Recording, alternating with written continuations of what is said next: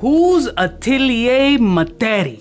Who? Seems to be a new indie niche house that Max Aroma has available that caught my attention and I just picked it up. I'm into indie niche fragrances, hoping that they find a new DNA or a new style that differentiates itself from the 1,000 other fragrances that I have. It is very uncommon to find a very unique DNA when you smelled as many fragrances as some of us have smelled, but I'm always open to sniffing something new. Bruh. Minus the fentanyl. So I got the fragrance fresh out of the mailbox and I'm curious to know what Cacao Porcelana smells like. Let's roll my music so we can check out Atelier Materi Cacao Porcelana and see if the first impressions of this new indie niche house is fire.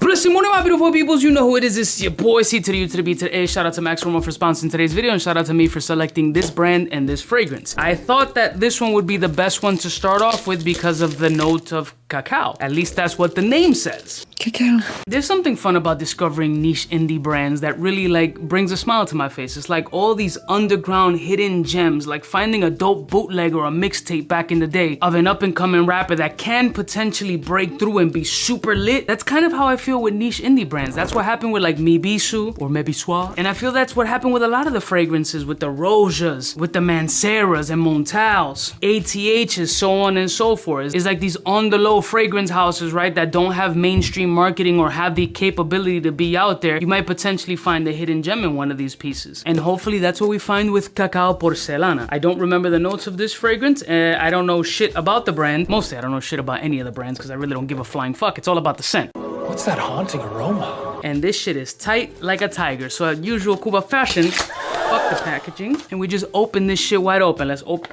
Hopefully it doesn't fall like on my table. Bang, and here's what the presentation looks like. What the fuck is that? Is that dirt? What is that? A very artistry kind of stone kind of wash. Atelier Materi Cacao Porcelana. Look at the lid, right? Like it feels like it has like a little gold flake patching or something like that, like stonework. Is this stone?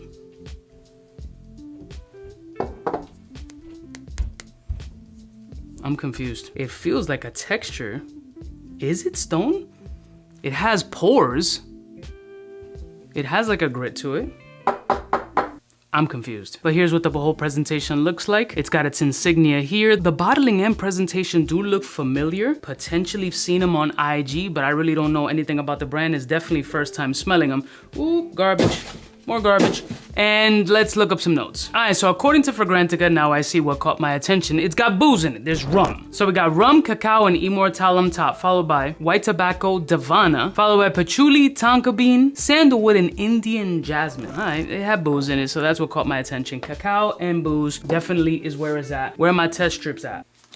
Here we go. I don't know what else to expect from this fragrance. It's me giving you a true first impressions of not only the brand, but this particular scent profile. Video is not gonna be too long. We just wanna see how poppin' or not poppin' this particular brand is. Cacao Porcelana. Let's go.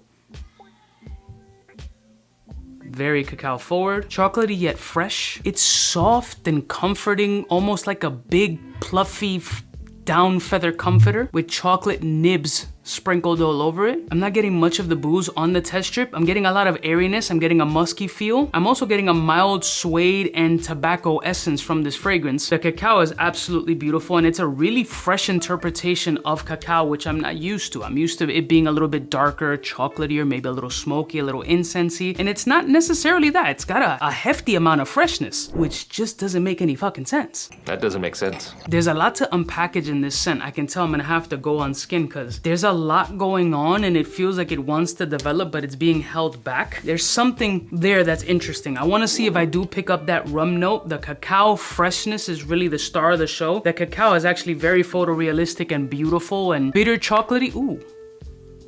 But, oof. Wow, okay. But it's still very fresh and not darky and incensey, which I'm not too mad at right now. Oh, wait a minute. Basura.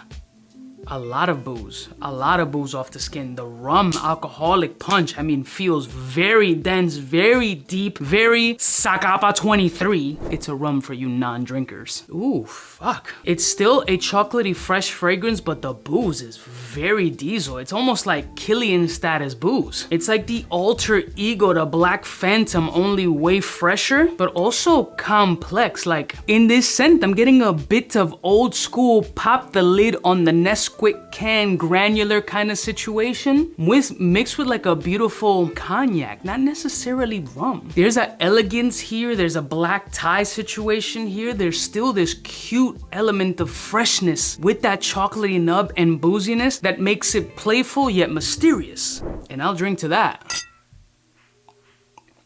You guys like my Versace glasses? Aren't they fucking cute? They were a gift.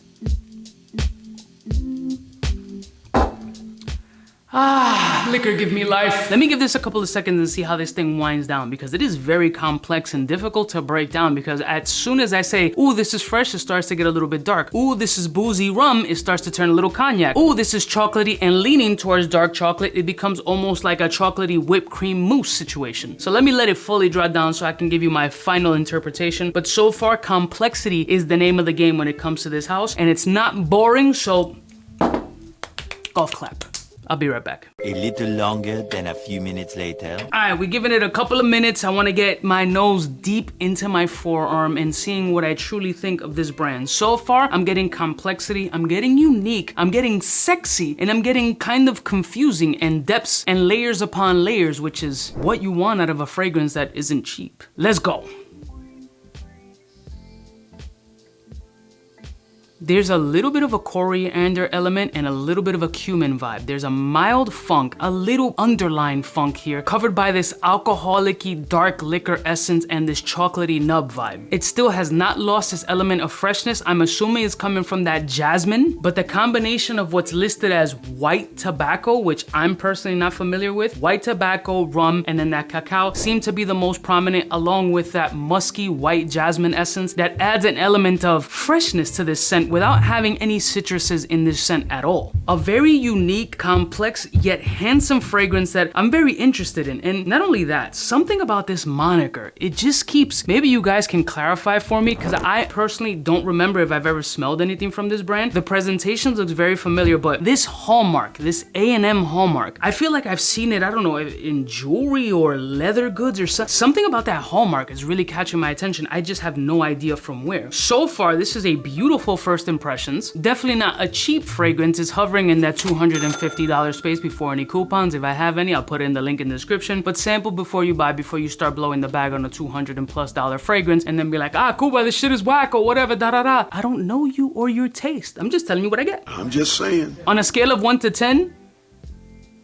so far, without a full like day wear and seeing what it does in the actual air and seeing how my skin just really develops it over time, I'm leaning towards a 6-7. Has an addictive nature, still fresh, still has a little bit of a funk underline that's developed here. Very interesting house, very interesting house. That that hallmark really has me like fucking confused. But I'm curious to know, have you guys experienced this fragrance house? I think this is very interesting for you cacao and booze lovers. And to give you reference, as I mentioned before, it's in that bubble of a Killian's Black Phantom, but they're not the same. And the reason why I mean, it's like it's chocolatey, it's boozy, it's mysterious, only this one has definitely a wider net of freshness that I didn't anticipate from a cacao and booze fragrance. But it is very fucking interesting. I'll put a link in the description if you guys are interested. Please sample before you buy. Very interesting brand, and if you do know the brand, please recommend the next one I should test out. It's fucking interesting. I love y'all mother suckers from the heart. Don't forget to like, share, and subscribe, and I'll see y'all bitches next time. You know who it is, biggest in the game. Excuse me.